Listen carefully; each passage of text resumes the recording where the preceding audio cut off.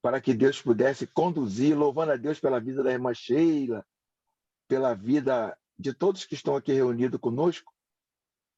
Senhor, te louvamos na noite desse dia, te glorificamos e pedimos a ti, Senhor, que possa, como sempre tu tem feito, participar desse culto, nos ajudando, nos orientando, usando o professor para que possamos aprender mais de ti a respeito desse homem de Deus que tu deu a revelação para que ele, inspirado pelo teu Espírito Santo, escrevesse esse livro para nós. Muito obrigado por tudo. Usa o professor em nome de Jesus. Amém e amém. Por favor, professor, deixa Deus te usar. Amém. Boa noite, meus irmãos. A graça e a paz do Senhor Jesus. Então, vamos lá, conforme a nossa rotina aqui. Eu vou fazer aquela introdução, aí depois eu vou passar para os irmãos fazerem as considerações e, permitindo o Senhor, ao final do estudo, eu encaminho lá no grupo o material teológico da nossa conversação aqui, tá bom? Então, vamos lá. A Carta de Tiago. A Carta de Tiago, ela é considerada no Novo Testamento como um escrito sapiencial, ou seja, um escrito de sabedoria. Então, ele segue aquele padrão de Provérbios, por exemplo, no Antigo Testamento. Então, é um livro que contém algumas máximas de sabedoria e transportando, né, fazendo aquela atualização, lançando do Primeiro Testamento para a vida cristã. Então, Tiago, ele faz uso daqueles temas que são muito importantes na prática da vida e ele atualiza como colocando isso na dinâmica do Evangelho. A Carta de Tiago, ela tem uma relação muito grande, vocês vão ver no material, com o Evangelho segundo escreveu Mateus, principalmente no Sermão do Monte. Então, a gente tem uma carta diante de nós com umas exposições bem graves, bem radicais, que levaram alguns irmãos a considerá-la como uma carta inexpressiva, por incrível que pareça. Por quê? Porque se nós fizermos uma leitura superficial dessa carta, parece que é um escrito do Antigo Testamento, sendo atualizado, e que considera como mais importante as obras do que a fé. Esse é o cerne do debate sobre essa carta, né? É como se ela desqualificasse a fé em função das obras. Mas isso não é verdade, isso é uma interpretação errônea. A carta de Tiago, ela só menciona que uma fé que se apresenta sem obras é uma fé morta. É até o título aí do nosso estudo, né? Carta de Tiago, a fé sem obras é morta.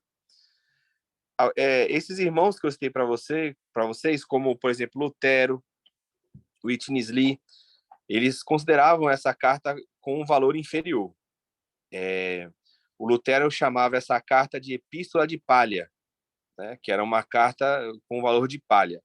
Já o Whitney Lee fala que é um escrito incompleto, insuficiente. É um escrito de alguém que ainda não possuía a revelação plena do Evangelho, assim como Paulo teve. Então, esses debates os irmãos sempre vão ver. As pessoas que já aceitam Tiago como sendo um livro inspirado, como até o Isaías orou aí no início, que é a minha posição também, eu considero esse livro como muito importante, essa carta como um valor tremendo para a nossa vivência, a gente deve apenas localizá-la no seu devido contexto, né, entender o porquê que Tiago escreve dessa forma, né, e aplicar esses ensinos para nós. Então, como um escrito sapiencial, a carta de Tiago, claro, ela vai valorizar muito o quê? A sabedoria. Então, você vai ver ditos de sabedoria tanto no início, como no meio e no final dessa carta. A questão inicial da sabedoria que Tiago apresenta é uma sabedoria principalmente para viver diante de situações difíceis. E aí ele pede, né, ele informa que se você pedir a sabedoria a Deus, ele dá liberalmente e não lança em rosto. Então, se alguém tem falta de sabedoria, deve pedir a Deus. E nesse contexto, o que é ter essa sabedoria? É você saber lidar com as tentações e com as provações que surgem na vida. Então, Tiago diz que O crente que ele evolui, o crente que vai amadurecendo, é um crente que ele vai agir com sabedoria diante de enormes situações e circunstâncias que vão se apresentando diante dele. Então, ele começa a carta falando sobre essa questão da necessidade de perseverança e a busca da sabedoria. Só que essa sabedoria para Tiago, ela não é uma sabedoria intelectual, ela não é uma sabedoria de um conhecimento que você pode adquirir através de leitura de livros, de experiências de vida. A sabedoria, para Tiago, é algo que vem de Deus. Então, para ele, como ele coloca na sua carta, a sabedoria que vem de Deus, ela vai se transformar na praticidade de uma vida cheia de bons frutos. Então, ele questiona isso na comunidade, né? Ele pergunta quem é sábio e entendido, né? Porque alguém ali poderia se julgar sábio e entendido. E ele vai dizer que para você ser um sábio e entendido no meio da igreja, você deve fazer com que isso se manifeste nos frutos de justiça.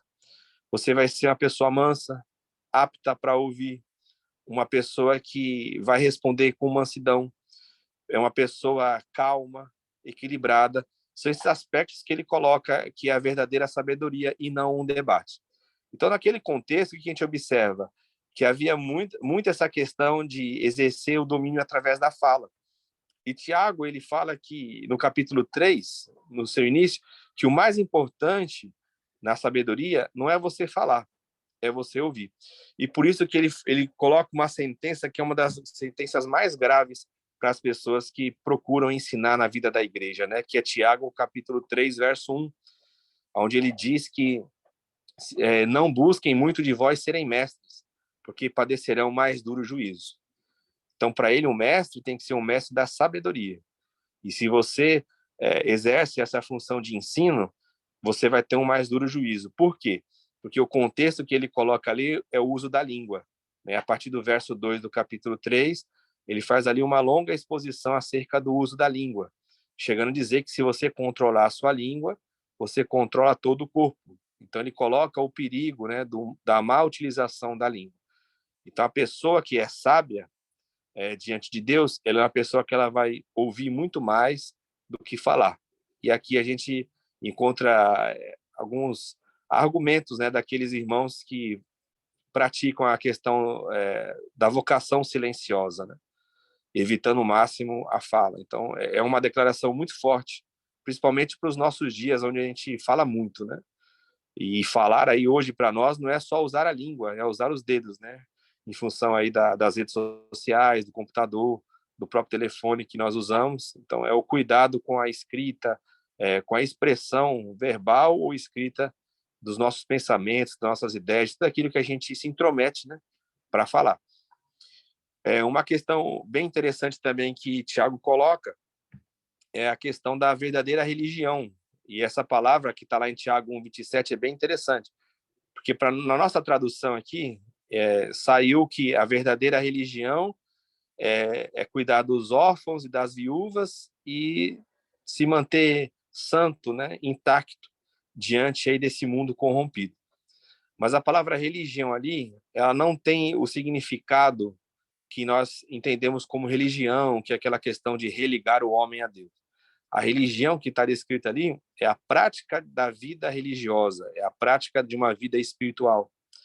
Então, você vê que ele coloca que a prática da vida espiritual não é você ter conhecimento doutrinário, não é você saber expor ideias, não é você saber expor uma teologia sistemática, mas é a manifestação do cuidado com os mais necessitados e com a sua própria vida. O que está falando ali é o seguinte: a verdadeira vida espiritual é você cuidar daqueles que ninguém cuida. E você viver uma vida que você se mantém longe desse mundo. E longe do mundo ali não é nós entrarmos numa vida monástica, indo para um monastério, tirando o contato com as pessoas.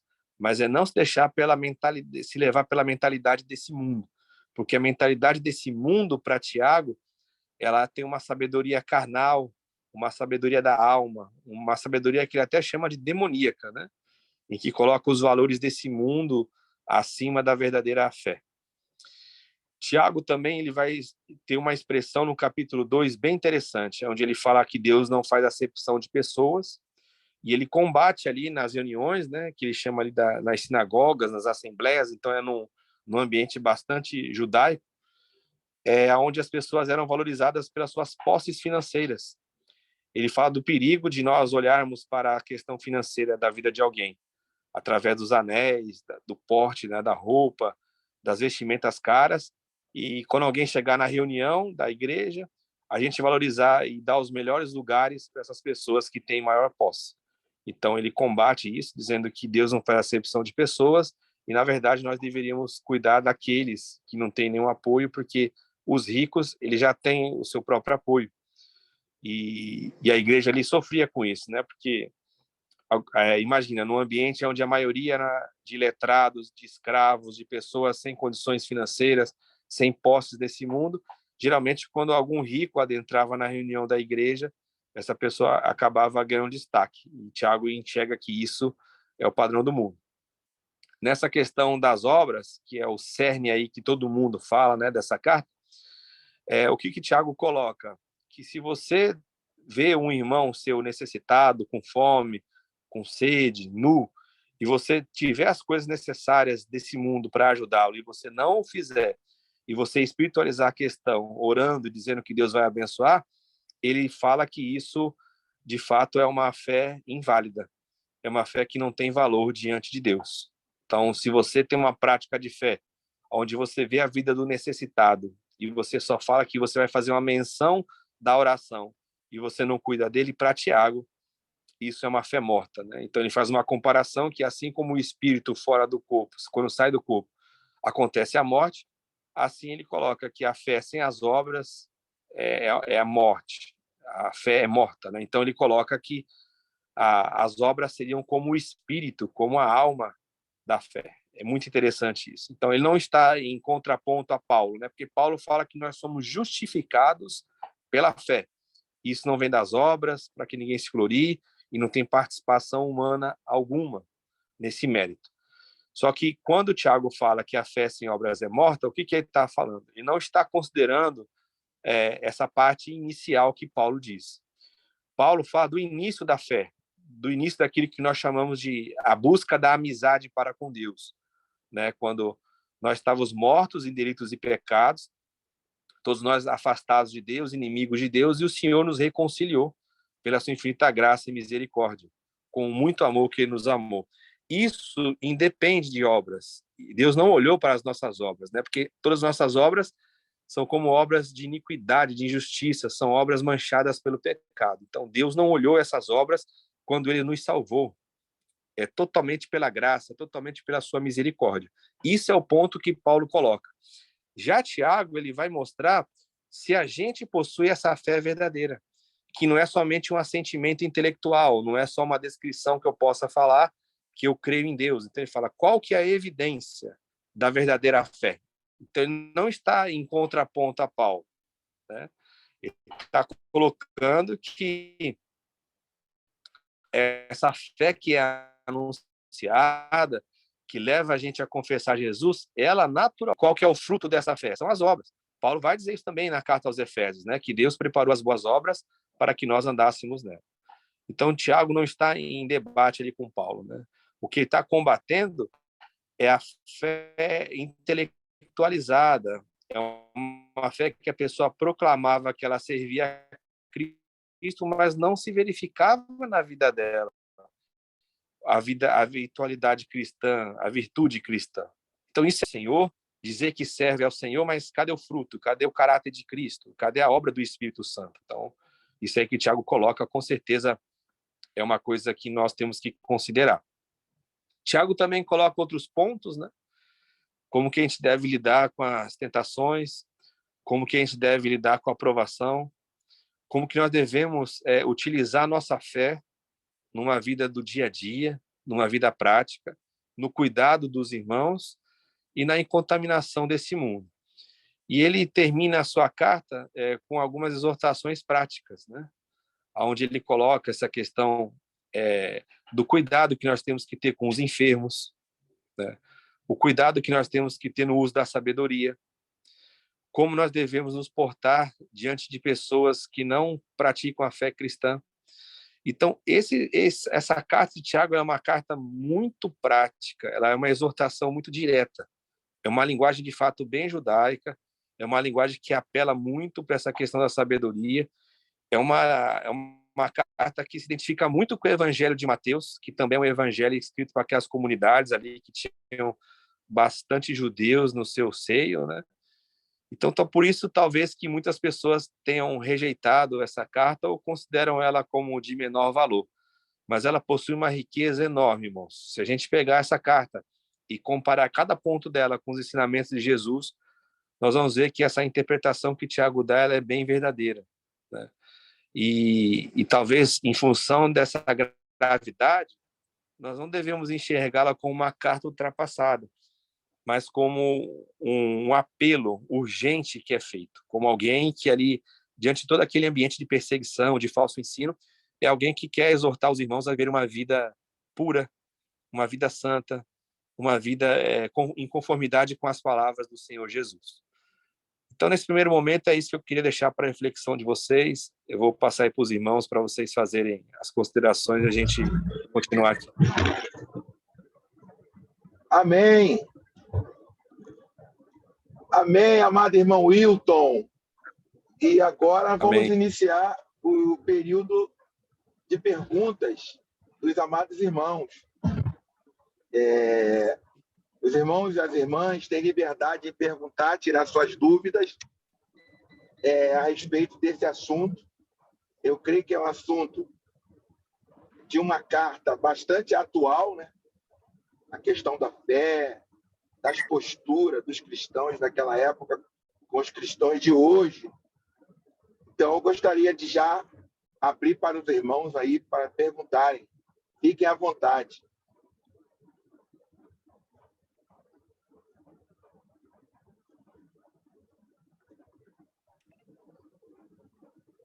Vamos lá. Dou-lhe uma.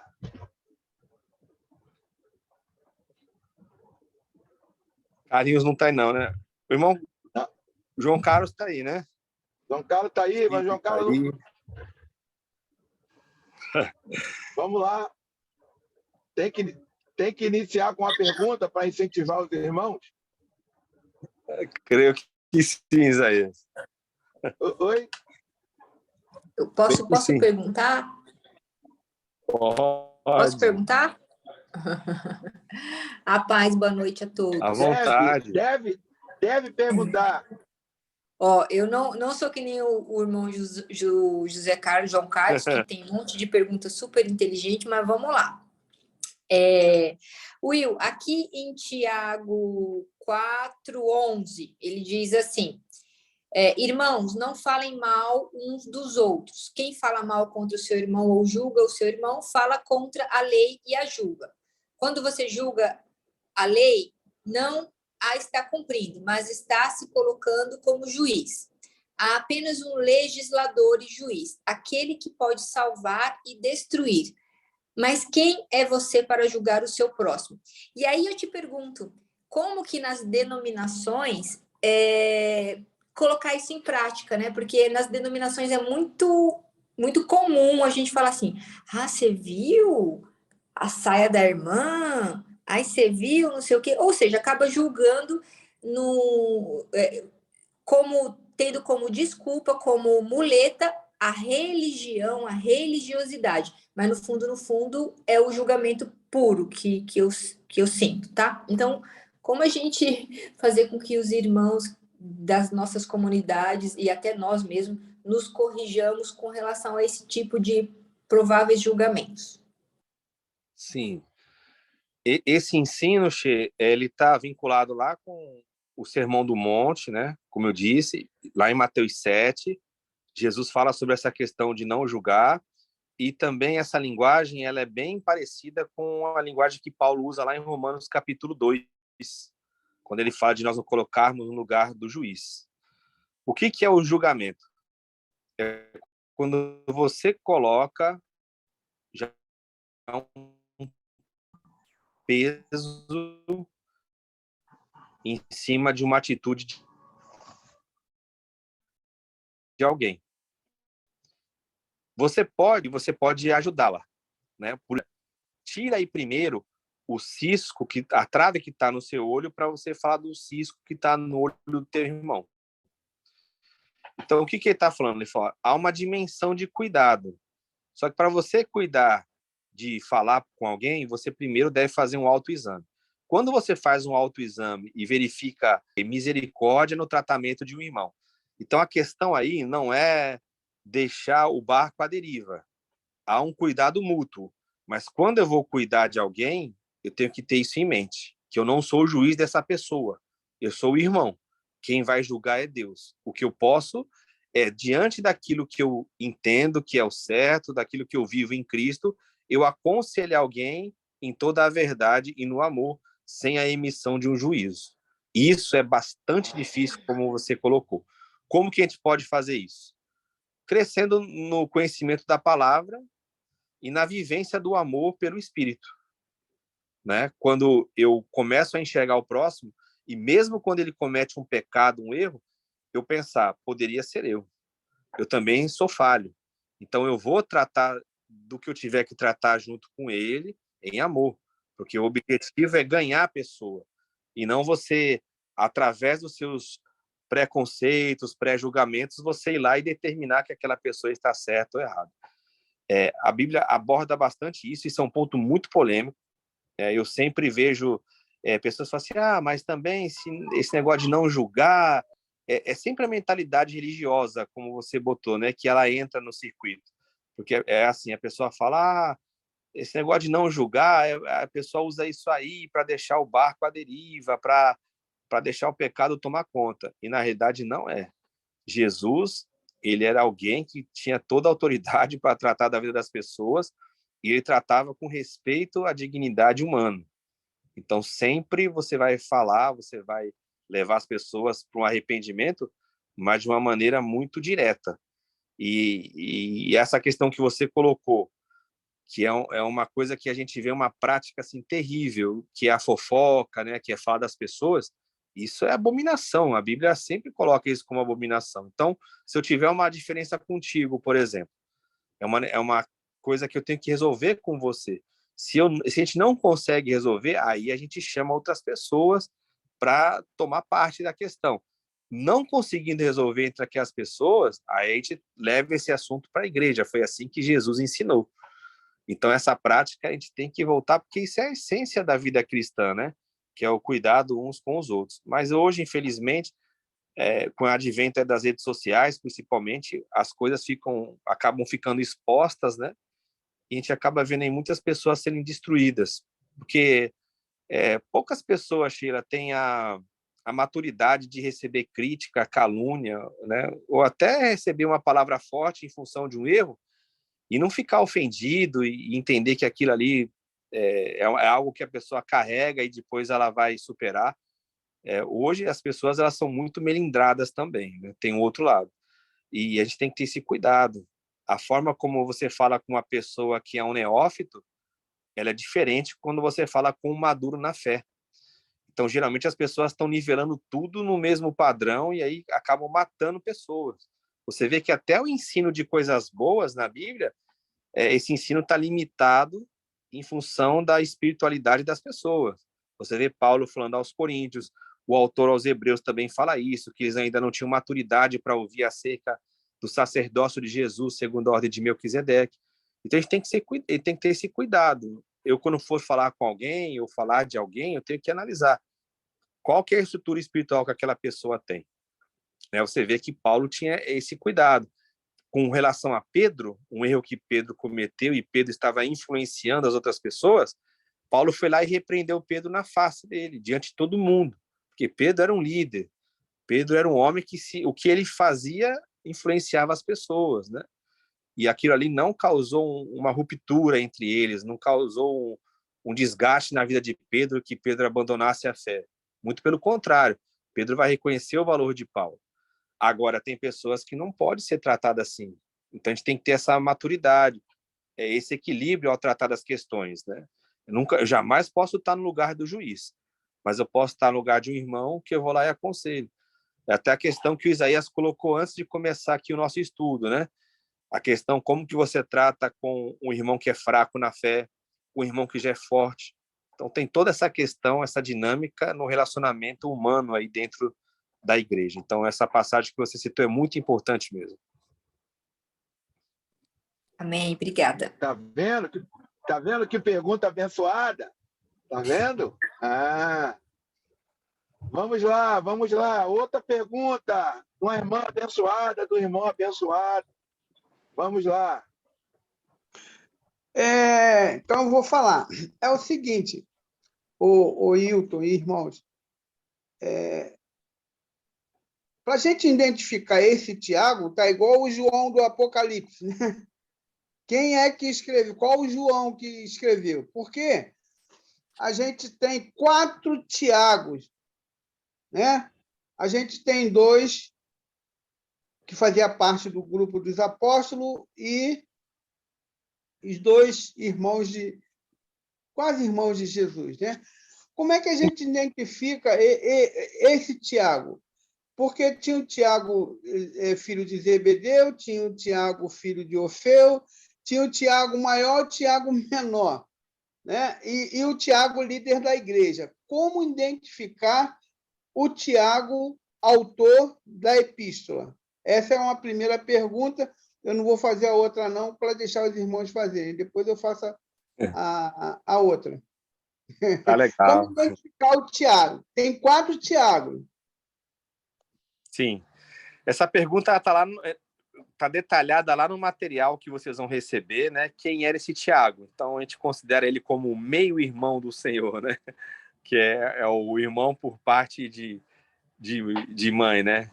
Depois que Jesus nasceu, ele teve irmãos e irmãs. Por que meio-irmão, né? Porque é irmão por parte de mãe, mas não por parte de pai, né? Porque Jesus não teve um pai humano. E como que a gente identifica claramente isso? Na pesquisa, né, a tradição ela coloca isso de uma maneira bem interessante, né? A análise dos textos, a tradição da igreja, então coloca esse Tiago aí como sendo o meio-irmão do Senhor ou irmão, né? Então, a exemplo de Judas, né? A carta de Judas. Que Judas era aquele? Tinha alguns irmãos chamavam Judas, tinha Judas o traidor, tinha Judas também, o irmão do Senhor. Então, esse Tiago aí, ele está nessa categoria aí, como o irmão João colocou. Vários Tiagos que a Bíblia apresenta. No Eu não caso, sei se eu... esse Tiago, Sim. da epístola, é o líder da igreja de Jerusalém. Não, o líder da igreja de Jerusalém ele não era o Senhor, né? Então, esse Tiago ele vai ter um problema lá na frente, né? Ele vai ser capturado, vai sofrer, vai morrer lá como testemunho. Então, é bem interessante isso, porque... Ele morre no ano 44, né? Exatamente. Tem um... Como que a gente faz para resolver essas questões, né? Que são bem interessantes, porque a gente segue geralmente aquele padrão do livro de Atos, né? Para a gente posicionar essas cartas. Tem um irmão, eu já até mandei esse livro no grupo, eu mando hoje de novo, não tem problema, chamado Frank Viola, não sei se você conhece, João. Ele tem um livro que é assim, é a história não contada do Novo Testamento. Parece que Não conheço, um texto que assim, ele vai trazer um texto que não chegou na Bíblia, né? Mas na realidade esse título, ele entre aspas, é enganoso. Bom. É muito bom, muito elucidativo, muito bom. Isso, porque o que ele faz? Ele pega o livro de Atos e vai descrevendo a história e vai encaixando dentro desse período do livro de Atos as epístolas. Então aí surge essas questões, elas acabam sendo resolvidas, que nem você já falou, ó, ele morreu no ano tal. Então se a carta foi escrita depois, sendo que a primeira carta foi a de Paulo, esse Tiago não pode ter sido morto, a não ser que ele tenha escrito, deixado esse escrito e alguém divulgou lá na frente. Então, essas questões da autoria são bem interessantes mesmo. Depois daquele estudo, permitindo o Senhor, eu encaminho esse livro novamente lá para vocês no grupo, e o Frank Viola faz uma adaptação bem interessante para a gente ir entendendo, né? Conforme a história da igreja vai acontecendo, as cartas vão sendo escritas e a gente tem todo esse contexto aí histórico. Bem interessante. Depois eu vou fazer outra pergunta para deixar os irmãos falarem. Amém. Frank Viola é um dos meus autores preferidos, Frank Viola.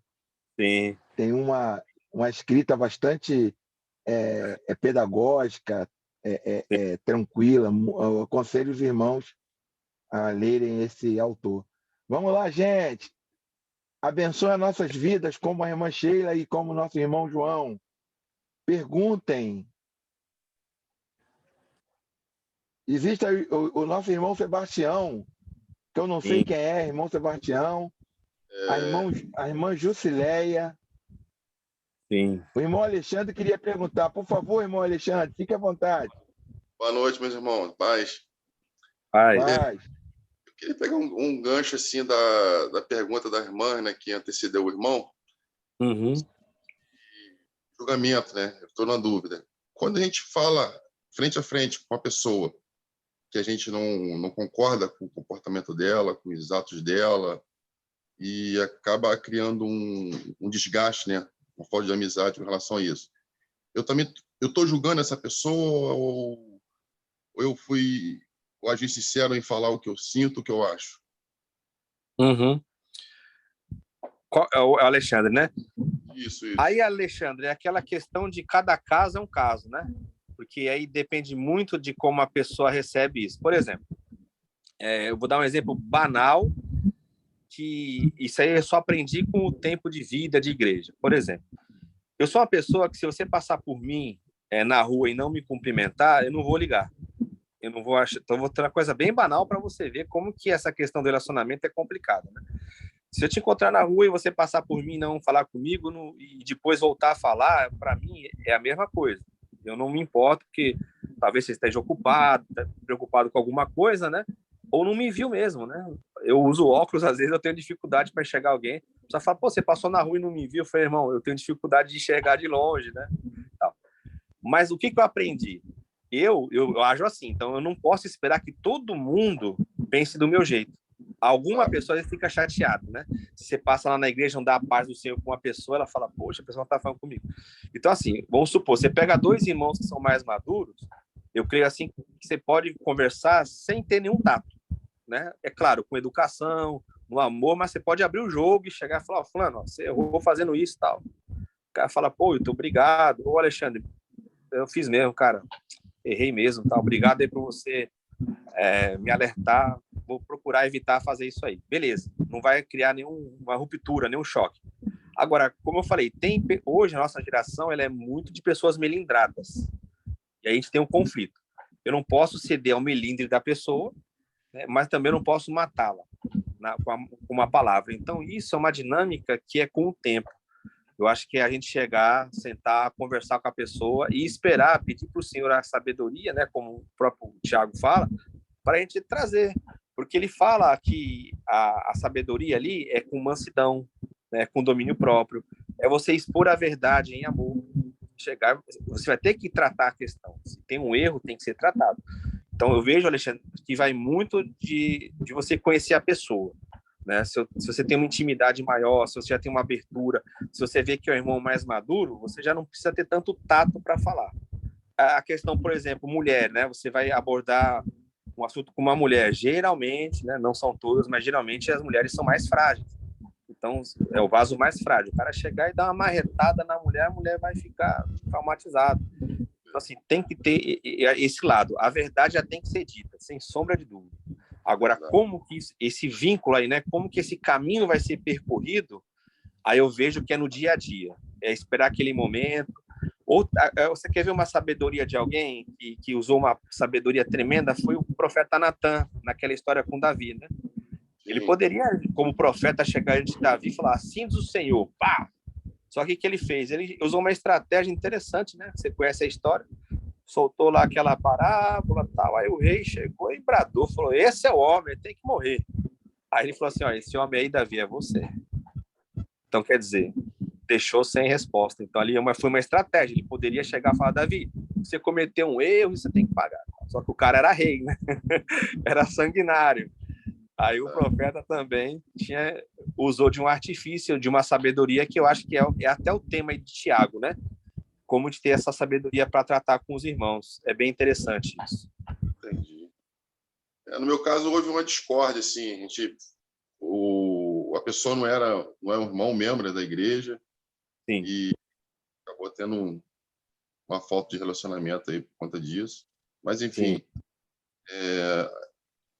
o senhor já me explicou, né? Na verdade, tem que ser dita, né? Em uma forma correta, mas tem que ser dita. Sim. E aquela questão, Alexandre, o maduro, ele mesmo certo, ele carrega o erro para ele ganhar a pessoa, né? Você vê que Paulo ele trata disso na questão das dívidas, na questão do próprio perdão. Você mesmo estando com a razão, você vai lá e pede perdão para você ganhar a alma. Por isso que Provérbios, que é esse livro paralelo com Tiago, fala, né? Aquele que ganha almas, sábio é. Ganhar almas lá em Provérbios não é pregar o evangelho para você ganhar uma alma para Jesus, até porque quem faz isso é o Espírito Santo, né? Ganhar almas lá no Antigo Testamento era isso: eu tenho uma inimizade contigo, aí eu vou lá, resolvo com você, uso a sabedoria para trazer você para mim. Então isso é ser sábio, né? Tá certo, obrigado. De nada, que é isso. A irmã Jusilé está com a mão erguida. Exatamente. Obrigado, irmão Alexandre. Foi de grande valia a tua pergunta. Mas o resumo disso tudo que o Hilton falou aí é em amor.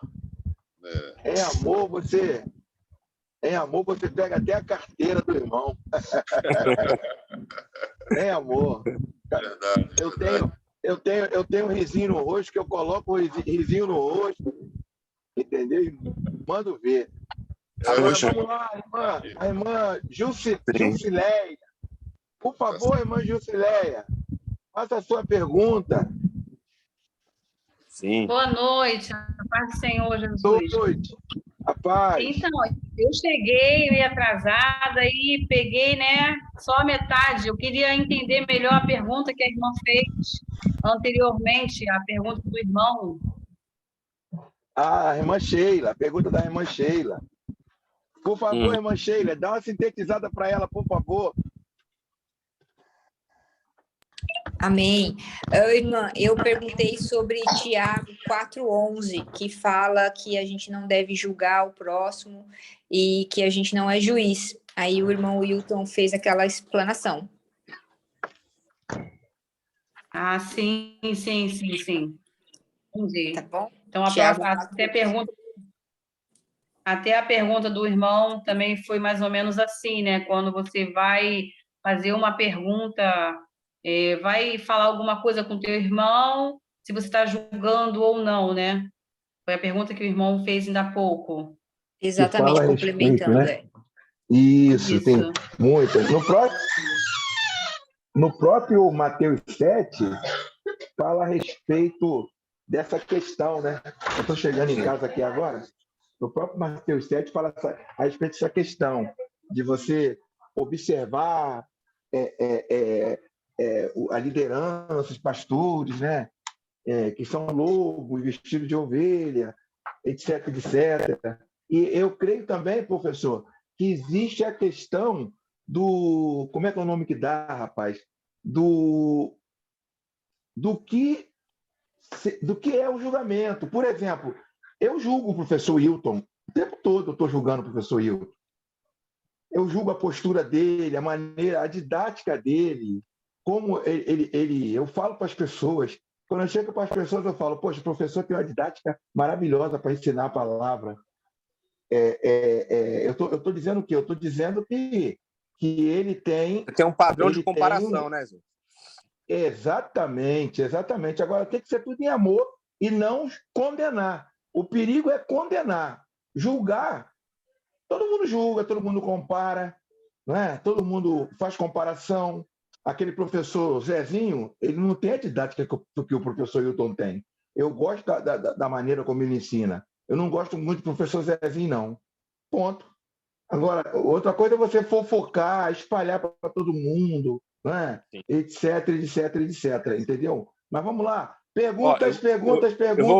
Eu vou deixar aqui para vocês uma sugestão que eu vou mandar lá no grupo. A revista da Escola Dominical da CPAD deste trimestre, ela acho que é Sermão do Monte, né? ela tem uma lição sobre julgamento que eu vou falar desse tempo todo que eu leciono, que eu também uso a revista da CPAD. Tem igrejas que eu vou que usam, né? Então eles me dão lá a revista para eu lecionar. Tem uma igreja aqui em Santa Cruz da Serra que ela faz isso. Eu vou lá de 15 em 15 dias, no domingo pela manhã. Foi a melhor lição que eu já vi até hoje de julgamento. Foi numa revista da CPAD, hein? Da Assembleia de Deus. Eu até falei assim, não sei como deixaram passar isso aí, essa lição. Foi muito boa. Eu vou mandar para vocês também lá no grupo, então vocês não estranhem. Vai estar lá uma revista de escola dominical. Aí vocês procurem a lição que fala sobre o julgamento. O comentarista fez uma excelente aula ali. Vocês vão ver, ele compara essa questão de Romanos, ele fala o julgamento que Jesus fala, como que tem que ser feito. Foi uma lição excelente. Eu até comentei na classe lá com o pessoal, falei, ó, me surpreendeu essa lição, porque geralmente quando se fala de julgamento, vem sempre o outro lado, mas julgar, se não julgar, aí acaba tendo esse conflito. E o comentarista, ele fez uma análise muito boa desse tema. Então, eu vou colocar lá. Então, quando vocês olharem Revista de Escola Dominical, vocês abrem lá em PDF e procurem essa lição do julgamento. Lá vai estar bem explicadinho para vocês. Entendi. Eu acredito assim, eu entendo que a questão de você julgar, como o irmão estava falando aí, a gente está julgando o tempo todo, né? Avaliando as pessoas o tempo todo, né? Mas eu acredito, como foi também falado, que tudo é com amor, né? Não é você julgar o seu irmão para jogar ele fora, como se ele fosse uma fruta que não serve mais ou um objeto que não serve mais porque deu defeito e você descarta. Eu acredito que, mesmo você julgando, você está ali, você analisou, você viu que aquela pessoa errou em algum ponto, então você tem que chamar, botar aquela pessoa, ajudar aquela pessoa a se consertar, mas não julgando para jogar fora. E Isso. o que às vezes a gente vê muito acontecendo hoje em dia é essa falta de amor, né, ao nosso próximo. A questão toda desse assunto é o que é o julgamento, né? O Isaías já trouxe uma outra palavra, condenação. Porque, assim, o lugar de juiz só existe um. Só tem uma pessoa que está nesse lugar, que é Deus, né? Paulo fala, se você se assenta no lugar de juiz, você já está condenado. Por que isso?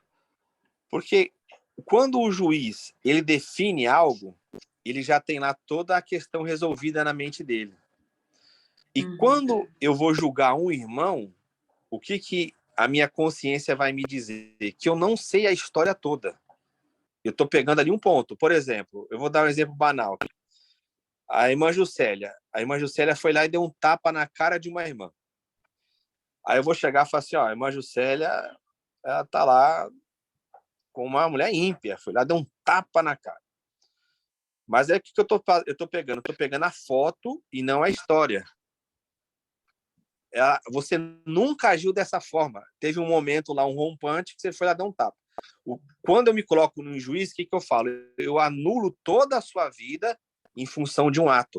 Isso é muito, muito perigoso. É isso que Paulo combate, que Jesus fala, que Tiago fala.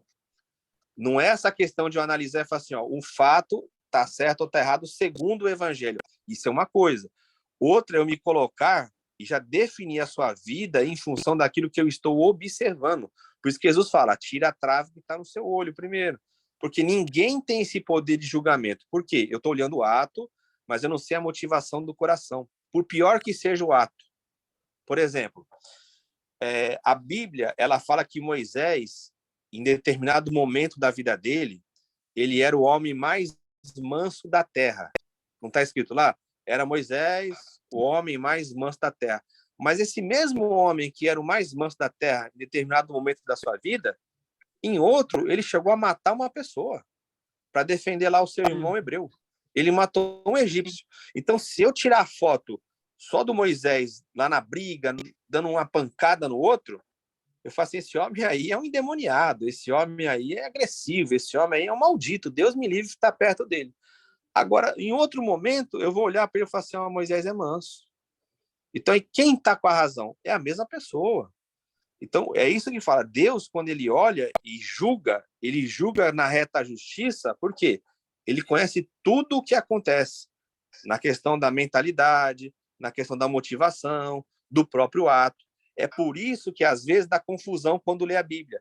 Porque você olha assim, rapaz, teve um camarada lá na Bíblia que ele fez e aconteceu, e, nossa, ele fez tanto erro. Aí parece que Deus deixou. Assim, Deus não pegou muito pesado com ele. Aí o outro foi lá e fez um negocinho só, Deus foi lá e pegou. O que nós estamos, entre aspas, assumindo? O lugar de juiz e dando a nossa sentença. Ó, Deus foi muito pesado com um e não foi com o outro. Por quê? A gente está olhando a foto. A gente não está olhando a história toda, não sabe a motivação, não sabe como que Deus trabalhou com cada pessoa. Então é isso, não é deixar o erro avançar e falar, não, deixa, é Deus que vai julgar, então eu não vou falar nada. Não é isso. É não assumir uma postura condenatória. É não chegar eu com o meu padrão e falar assim, ó, você não vai ter mais chance, você agora está desgraçado, Deus não vai contar mais com você. Não, eu não posso fazer isso.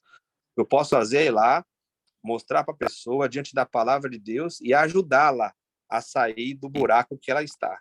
Esse é o nosso papel como cristão. Infelizmente, a gente ainda vê isso acontecendo, né? Esse fato se repetindo. Tudo que a pessoa não faz é usar a palavra, né? Ela usa muito o achismo que ela acha, a experiência, né? O poder, né? Que a pessoa tem. Infelizmente, e eu conversando, eu entendo que as pessoas, ela precisa buscar o alvo, que é Jesus, mas eu também entendo que as pessoas não estão, nem todas estão preparadas para ouvir certas coisas. Então, com isso, às vezes a gente joga uma alma no mundo, né? E para resgatar essa alma é muito complicado.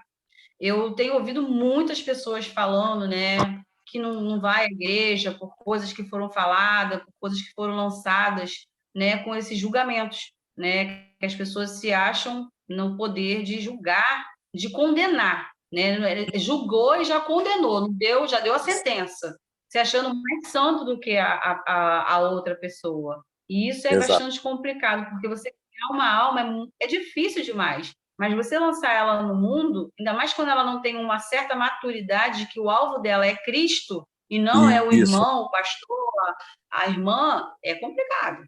É exatamente. difícil. É a Muito mesma complicado. coisa, nessa questão que você está falando de maturidade, você chegar para um menino de 8 anos e chegar e falar assim, a partir de hoje, você que vai ter que trabalhar para ter o seu sustento. É diferente você falar isso com uma pessoa de 30, né? Pode até ser que a pessoa de 30 tenha dificuldade, mas é muito mais complicado você falar para uma criança de 8 anos, falar, ó, a partir de hoje você que trabalhe para ter o seu sustento. Isso é indevido, né? Mas o que você está mostrando? A pessoa ela vai ter que chegar um momento da vida dela que ela vai ter que se sustentar. Mas com 8 anos você faz com uma criança? Então é essa questão. Tem coisas que você tem que ter habilidade para falar. Você fala assim, aquele irmão ali, ele ainda é um menino na fé, né? Você vai ter que levá-lo ainda para a maturidade, tem que ter paciência com ele, tem que ir na caminhada, mostrando para ele a sua vida sendo um testemunho para que ele não tropece mais, para que ele vá avançando, né? Se a pessoa já tem 30 anos na fé e está sempre tropeçando, aí tem que analisar, você passou mesmo pelo novo nascimento, mas isso tem que ser o quê? No dia a dia, eu estando lá caminhando com a pessoa comigo. E aí, nessa troca que a gente vai ajustando, né? É verdade. Tá bom, pastor. Amém. Obrigado, Amém. irmã. Tá vendo que participação? O irmão Carlos está aí com as mãos levantadas e eu gostaria de ouvir o irmão Carlos, por gentileza. Por favor, irmão Carlos, contribua conosco. Irmãos. Tudo bem, pastor Isaías, meu grande Oi, amigo? ele, meu amigo de São Paulo, rapaz. Por Como é que vocês favor, estão? Tudo bem com amigo. vocês? Então tá bom, Graças a prazer em estar com Deus. vocês aí, né? O João insistiu pra caramba, aí surgiu um tempinho hoje, eu falei, deixa eu ver se eu consigo participar. Aí consegui, E graças a Deus. ai de você se tu não fizer o pedido do Papai Noel. Brincadeira, aí é outro naipe, né? É. Tudo bem, pastor Wilton? Tudo bem com você? Então tá Tudo bom. bom, meu querido? Então, pastor, eu estava ouvindo, né, alguns comentários e percebo, né, acho que isso é uma percepção geral, que hoje, com essa polarização política, essa orientação de Tiago, ela é bem evidente, né? mais ouvir do que falar, né? Porque senão realmente fica muito difícil, né? As pessoas elas não se colocam na posição de diálogo, né? De entendimento, Isso. chegar a um consenso, né? Então realmente está muito difícil, né? A gente lamenta isso, né? Porque estão levando o evangelho a discussões políticas, né? E isso é muito grave, né? Isso é muito grave. Sem E aí eu fico, dúvida. Sem dúvida. aí eu fico pensando, né? Eu acho que com essa atitude nós realmente estamos ali tentando praticar, né? O que Tiago orienta, porque é o que nos resta, né? Até estabilizar ou voltar ao normal, se é que vai voltar ao normal, né? A gente está vendo toda essa realidade da igreja hoje. Então, Isso. essa questão de mansidão realmente é uma dádiva, né? Nós temos que realmente buscar trabalhar isso. Não é fácil, né? Isso. A gente fala que não é fácil. O pastor Isaías até falou na questão do julgar, né?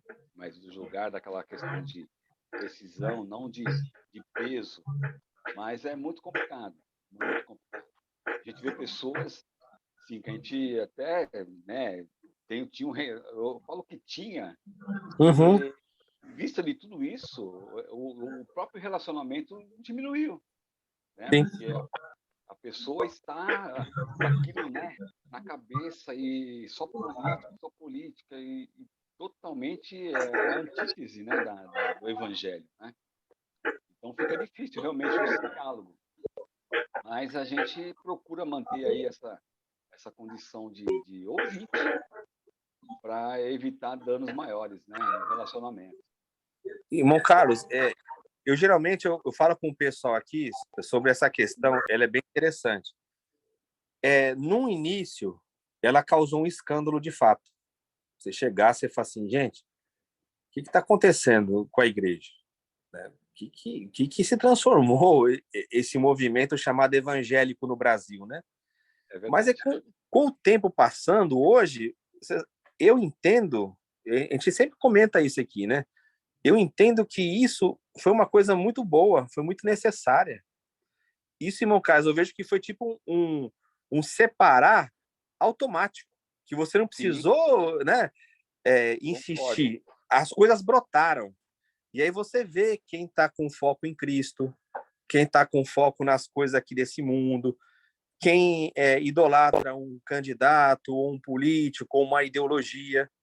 Então, tudo isso mostrou claramente, assim, de maneira assim, muito aberta, quem de fato segue o caminho de Jesus, o caminho da cruz, e quem usava isso até de maneira assim, achando que estava seguindo a jornada e que na realidade não estava. Então, assim, no frigir dos ovos que o pessoal fala, né, irmão Carlos, eu vejo assim, foi algo que deu um alento. Você fala assim, rapaz, foi um separar assim automático. Quem você fala, os padrões, se você lançar os padrões do evangelho nessas questões, o padrão por si só já mostra, você não precisa fazer nenhum julgamento.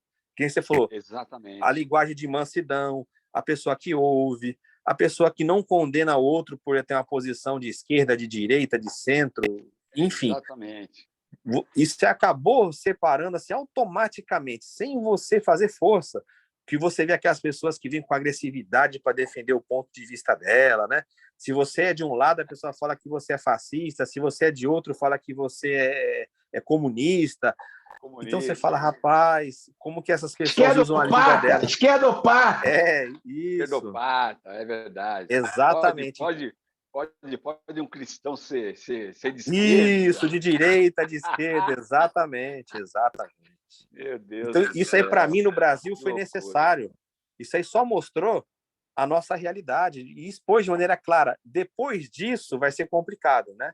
Alguns estão falando assim que vai demorar 2, 3 gerações para as coisas voltarem ao normal, né? Entre aspas, normal.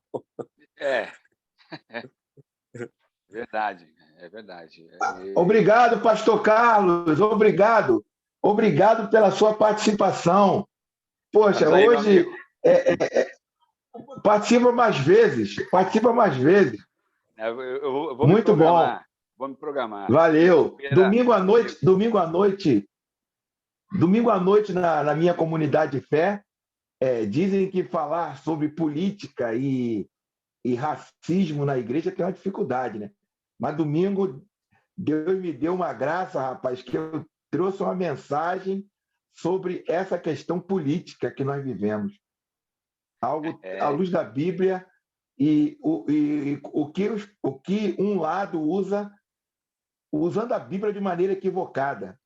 Mas os irmãos ficaram assim, pastor, eu não sabia. Eu falei, esse papo de dizer que feliz a nação que os Deus é o Senhor, eu mandei ver. Isso é bíblico, mas não é cristão. Isso é bíblico, mas não é cristão. E por aí eu fui. E entendeu? Mas é vitória, é vitória. Professor, posso fazer uma pergunta, professor? João Pode. Carlos. Ô, João Carlos, meu Papai Noel, espera um pouquinho.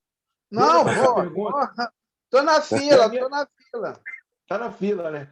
Vamos lá, professor. Muitos dizem que hoje que o cristianismo, que o evangelho não é religião. Não é religião.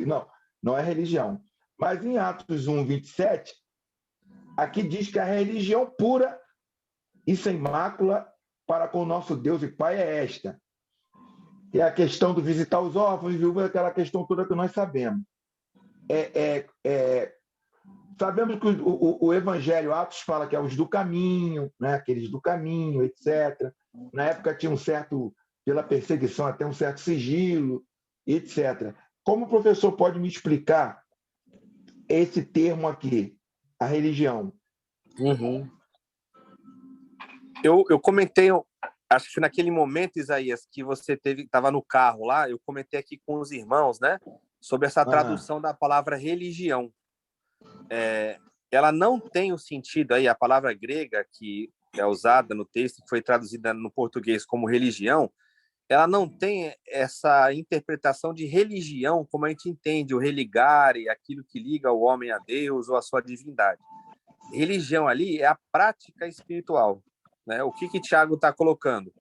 Que a prática virtual, de virtualidade, de virtude, a prática verdadeira é cuidar de quem é mais necessitado, que no caso são órfãos e viúvas, né?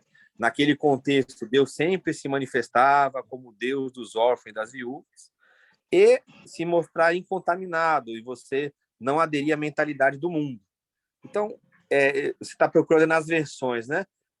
Deve ter versão hoje já que não traduz mais como religião, né? E traduz como espiritualidade, ou como a vida no espírito, a vida prática da fé cristã, a vida devocional, porque essa palavra religião ela assumiu uma outra conotação que não é a conotação que tem no texto que Tiago coloca, né? No caso aqui, o correto seria uma vida com Deus, uma vida... A verdadeira manifestação espiritual de que você, de fato, é alguém que tem uma vida com Deus. Isso, entendi. Muito obrigado, professor. Imagina. Vai, agora você. A paz do Senhor. Ô, amigo! Esse é um amigo! Oi. Meu amigo, John. Tudo bem, Benson? Rapaz! Hoje entrei para um pouco atrasado, né? Mas deu para entender hoje que eu acompanhado. A próxima vez sei que vou participar direito com as perguntas. Hoje queria participar mesmo para ouvir. Aí, da próxima vez, vou participar bem direitinho. Amém. Coloca na sua agenda aí, que a tua participação é importante. Coloca na sua agenda. Toda quinta-feira, 9 horas. Mas queria saber o capítulo do dia é lançado, dado antes para a meditação ou só no direito ao vivo? Fala, professor. A gente passa, irmão, a carta que vai ser estudada na próxima semana E no final de cada estudo, eu encaminho o material do dia. Então, por exemplo, hoje é Tiago, aí no final do estudo, eu já encaminho no grupo o material que a gente trabalhou aqui. E a gente já avisa para a pessoa, próxima quinta-feira é a 1ª de Pedro. Aí o pessoal já vai lendo 1ª de Pedro, vai estudando para a gente trazer para cá. Tá. Isso é bom. É muito bom. Legal. Amém. E eu queria vou aproveitar... esperar. Amém, Johnson. Benção, melhor, benção. Ok. Nosso irmão Benção e a esposa dele é uma bênção lá na igreja. Que maravilha. Lá na nossa comunidade. E eu queria já aproveitar, dizer para os irmãos que estão chegando agora, estão conhecendo agora o nosso grupo, que nós temos um grupo no WhatsApp, não é? Onde todo dia o professor coloca estudos lá para nós, para nós nos alimentarmos durante o dia, todo dia tem. E, como ele falou, acabou aqui o estudo, ele coloca lá umas 5, 10 páginas só sobre o que nós estudamos aqui, que é hoje o livro de Tiago. E nós também temos um canal no YouTube, que se você quiser entrar nesse canal para pegar os estudos passados, vários temas, por exemplo, o que é autoridade espiritual, existe cobertura espiritual à luz da Bíblia, ou isso é uma falácia, é uma invenção, livro de 1 Tessalonicenses, todos os estudos nossos estão lá no YouTube. Para você se inscrever lá Isaías Campos dos Santos, lá no YouTube. Isaías Campos dos Santos. Aí você vai ter acesso a todos os estudos que estão lá, vários estudos, entendeu? Então, se inscreva lá no canal. E agora eu vou aproveitar que deu essa pausa e vou falar aqui a dinâmica do nosso grupo aqui é qual? Nós aqui temos por costume, observando a palavra de Deus, contribuirmos voluntariamente com uma oferta na vida do nosso professor Wilton Chine. Ele é um homem que era do mercado, trabalhava normalmente, mas ele decidiu, com o chamado de Deus, ele decidiu vir a ser professor da palavra de Deus. Então, ele vive através dos cuidados de Deus. Então, Deus ele cuida do nosso professor Wilton. E nós somos os pequenos cristos que abençoamos a vida do professor Wilton. Então, você pode pegar sua caneta para anotar aí o Pix do nosso professor Wilton. Ele era um homem que, o testemunho dele é muito lindo, ele tinha uma vida financeira confortável, ganhava mais do que 10 mil, 15 mil reais por mês e foi compungido carinhosamente por Deus a largar o trabalho dele, que era na Infraero. O irmão Wilton ocupava um cargo interessante na Infraero, uma estabilidade, mas Deus falou com ele: meu servo, larga e vem viver da minha obra. Ele teve uma repulsa no início: Isaías, vou viver de oferta dos outros, vão me chamar de vagabundo, vão me chamar de preguiçoso. E nós não, se Deus chamou, você larga, fecha os olhos e vai, que ele vai te abençoar. E até hoje ele está sendo abençoado. Então anota aí o Pix do nosso irmão Wilton. Pega a caneta e anota: 285-753-398-50. Repetindo: 285-753-398-50. É o CPF do irmão Wilton José Chine.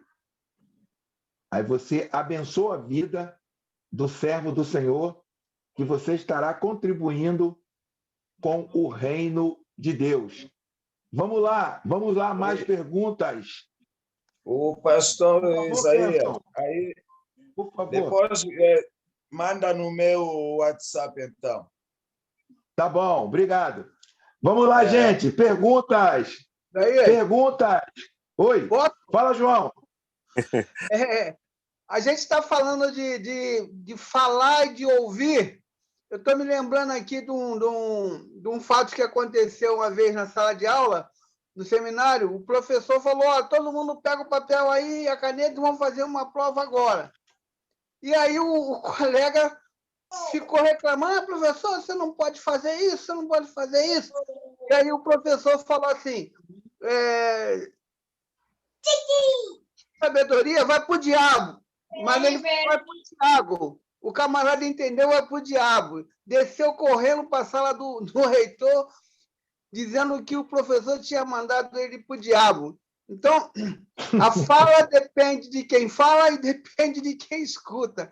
Não é isso? A ofensa vem de acordo com aquilo que a gente está, né, predestinado a ouvir e entender. E a minha pergunta, a minha fala é no seguinte, no capítulo 1, versículo 12 e 13, que eu estou lendo na Bíblia de Jerusalém. Bem-aventurado o homem que suporta com paciência a provação, porque uma vez provado, receberá a coroa da vida que o Senhor prometeu aos que o amam. Quer dizer, é pedir paciência a alguém que está sendo provado, né? Parece assim uma incoerência. Como vou ter paciência se eu estou sendo provado, eu estou recebendo na pele a aprovação? E aí o Tiago diz isso, né?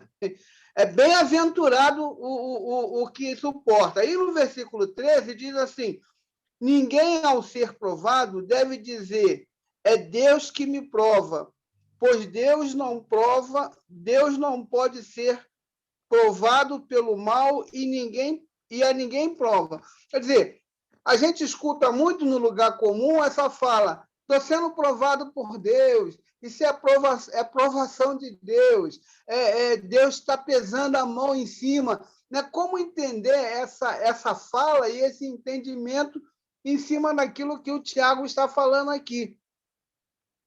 Uhum. Interessante. O autor aos Hebreus, no capítulo 5, lá no verso 8, ele fala que o próprio Jesus, mesmo sendo filho, ele aprendeu a obediência por meio das coisas que ele padeceu, que ele sofreu.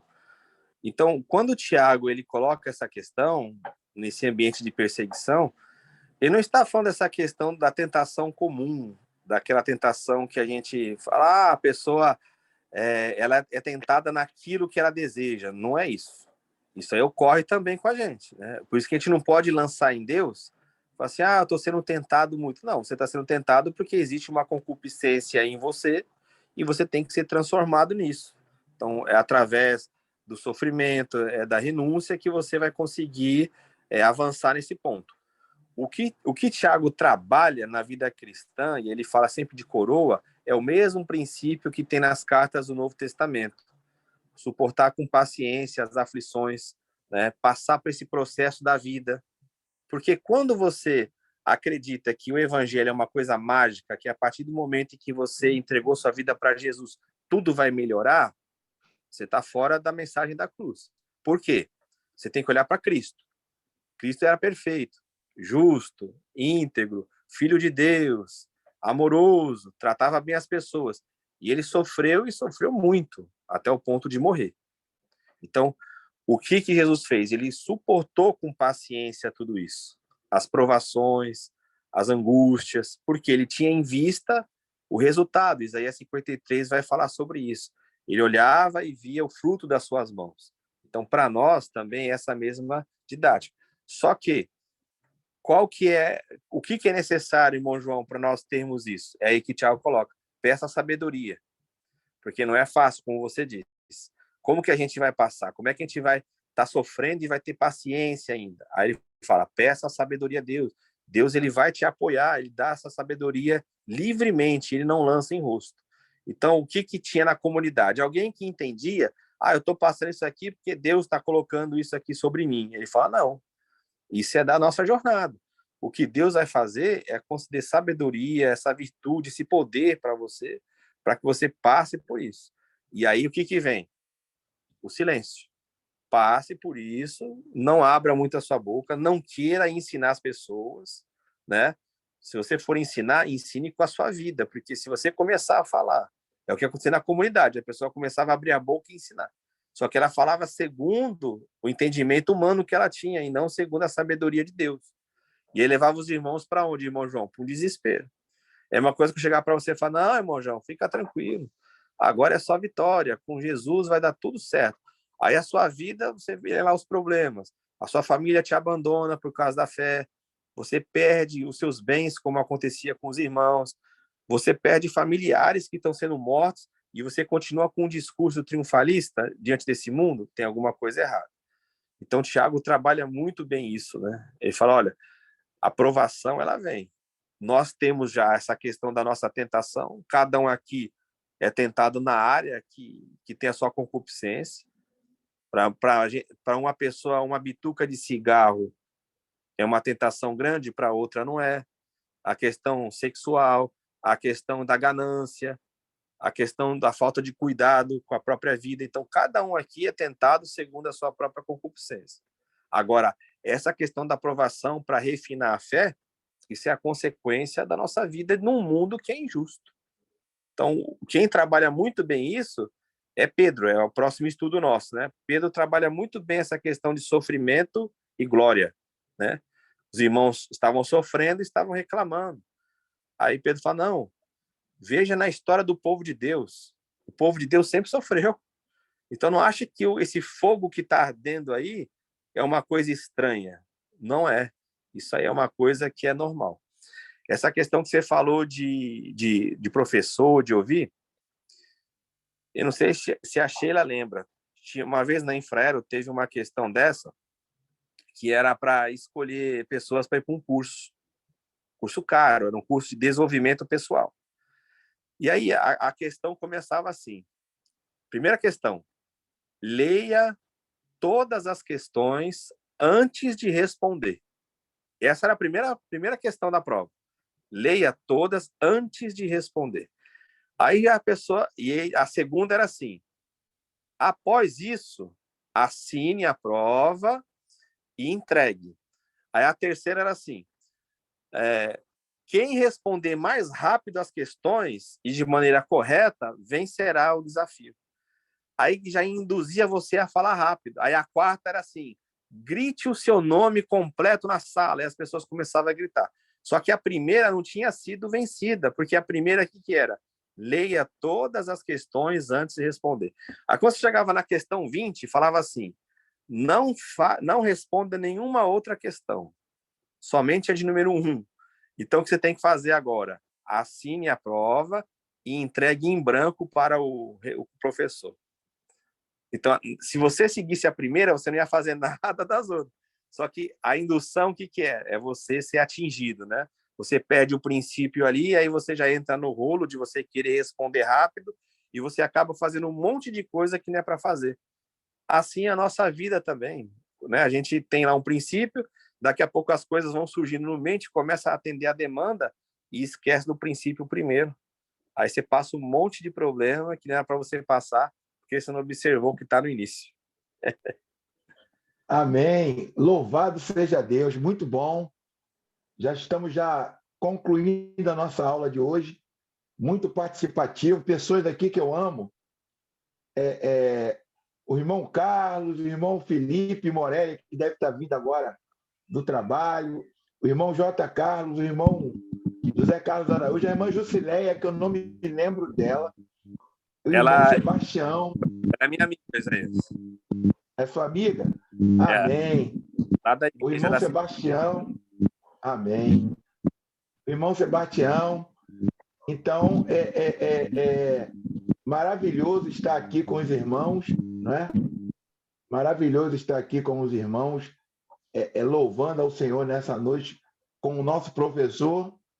E eu não sei se tem mais alguém com alguma pergunta. Se tiver, fique à vontade e convide para a próxima quinta-feira os irmãos para participarem, porque 1 Pedro também é uma carta bastante atual, né? Exatamente. Nessa questão desse evangelho, esse evangelho que nós temos vivenciado hoje no Brasil com não só gnosticismo, como a igreja que Pedro que Pedro se preocupou, mas a igreja hoje ela vive problemas muito mais sérios do que os gnosticismos. A igreja hoje ela é assassina, ela gosta do assassinato. A igreja hoje ela está, a igreja hoje ela é a liderança de ladrões que estão envergonhando o evangelho como nunca foi envergonhado. Antigamente a vergonha era pastor adúltero, né, professor? É verdade. Ih, pegaram o pastor adúltero. Aquele. Agora adúltero está tranquilo. Agora é o pastor ladrão. É o pastor que deu tiro. O pastor que deu tiro no aeroporto.